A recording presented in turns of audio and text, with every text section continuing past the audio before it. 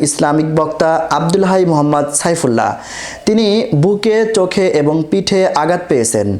শনিবার 16 নভেম্বর রাতে টাঙ্গাইল যমুনা সেতু এক্সপ্রেসের পেছন থেকে আসা একটি ট্রাকের ধাক্কায় দুর্ঘটনার কবলে পড়েন তিনি। টাঙ্গাইলে প্রাথমিক চিকিৎসা শেষে তাকে ঢাকায় আনা হয়েছে।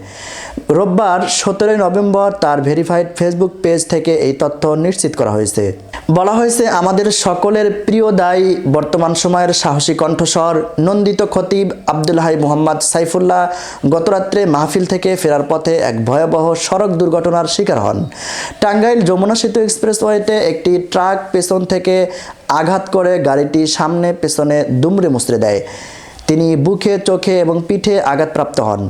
আল্লাহর অশেষ দয়ায় তার জ্ঞান ফিরেছে। টাঙ্গাইলে প্রাথমিক চিকিৎসা শেষে তাকে দ্রুত ঢাকায় নেওয়া হয়েছে। চোখের উন্নত চিকিৎসার জন্য ব্যবস্থা নেওয়া হচ্ছে।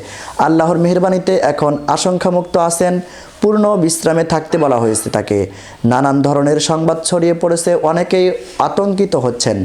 আমরা চিকিৎসার পরবর্তী আপডেট জানাবো ইনশাল্লাহ।